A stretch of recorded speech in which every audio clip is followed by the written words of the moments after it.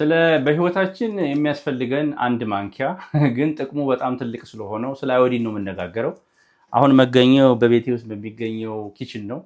እንግዲህ በጣም አብሳኝ ነኝ ለማለት ሳይሆን ከባለቤቴ ውጪ ትንሽ እንቀሳቀሳለሁ። ግን አሁን ያየሁት ነገር ልጆችም አሉኝ። የባል አስተዋጽኦ ወይም የአባት አስተዋጽኦ በልጆች አመጋገብ ላይ በጣም ጠቃሚ ነው።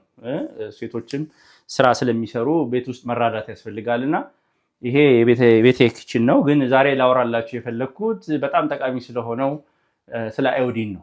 አዮዲን እንግዲህ አንዳንድ ሰው ከጨው የሚመጣ ይመስለዋል። ግን አዮዲኑ ጨው ውስጥ የጨመረው በማበልጸግ ነው። ስለዚህ እዚህ ጋር እንደምታዩት እንግዲህ ጨው ብዙዎቻችን የምንጠቀመው ኮረት ጨው ነው። ኮረት ጨው አንዱ የሌለው ንጥረ ነገር አዮዲን ነው።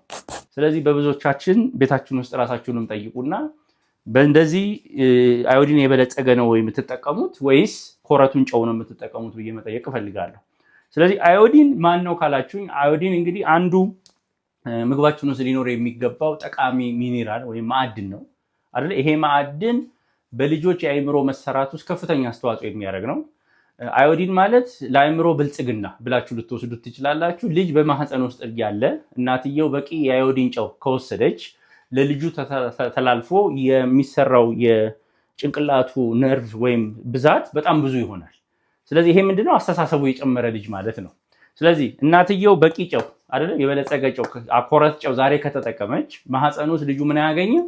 አዮዲን ስለማያገኝ ልጁ ምን ሆኖ ይወለዳል? በአእምሮ የቀነጨረ ልጅ ሆኖ ይወለዳል።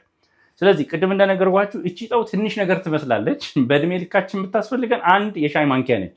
ግን እችን ምን ማግኘት ያለብን አንድ በልተናት አይደለም፣ አንድ ማንኪያ ዛሬ በልተን አይደለም፣ በእድሜ ልካችን ሁሉ ነው።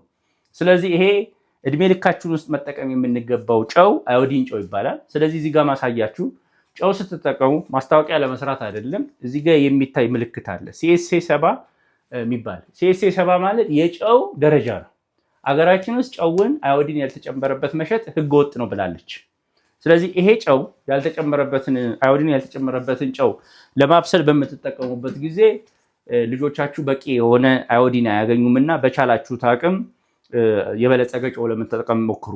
ጨው ውስጥ እንግዲህ እንደምታዩት ማስታወቂያ ለመስራት አይደለም፣ የአዮዲኑ መጠን ከ30 እስከ 40 ሚሊግራም ፐር ኬጂ ውስጥ መኖር አለበት። ስለዚህ የምትጠቀሟቸው የጨው አይነቶች ይሄ ምልክት ያለባቸውና ይሄንን የሚጠቀሙ መሆኑን አረጋግጡ ለማለት ነው።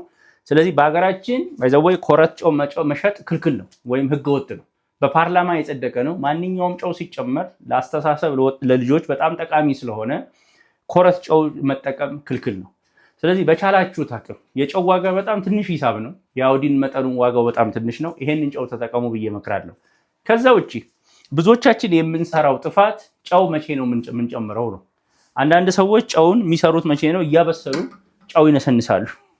ግን እዚህ ውስጥ የጨመራችሁት ጨው በሚሰበስልበት ጊዜ ሙቀት በሚያገኝበት ጊዜ አዮዲኑ ተኖ ያልቃል።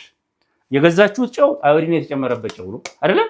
ግን ቀድማችሁ ምግብ እየበሰለ በከፍተኛ ሙቀት ባለበት ውስጥ ለምግብ ማብሰል ጨውን በምትጨምሩበት ጊዜ እዚሁ ላይ ተኖ ያልቅና ምግብ ስትበሉ ወደ ምን አይደርሳችሁ? ወደ ሰውነታችሁ አዮዲን አይደርስም።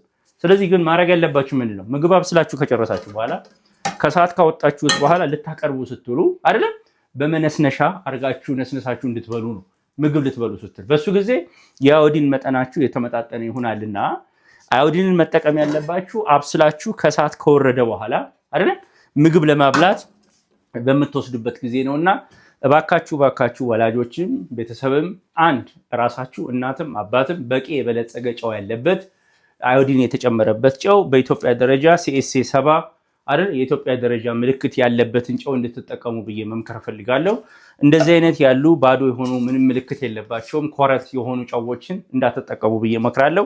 ስለዚህ አዮዲን ለአእምሮ ብልጽግና ከፍተኛ አስተዋጽኦ የሚያደርግ አንዱ ንጥረ ነገር ነው። በጣም ርካሽ ነው። ስለዚህ ከበለጸገ ጨው ውስጥ እንድትጠቀሙ ብዬ ለመምከር ፈልጋለሁ። በሚቀጥለው እንግዲህ ምግብ ሲበስልና እንዴት እንደሚጨመር አሳያችኋለሁ። ራሳችሁም ግን ልትሞክሩ ትችላላችሁ።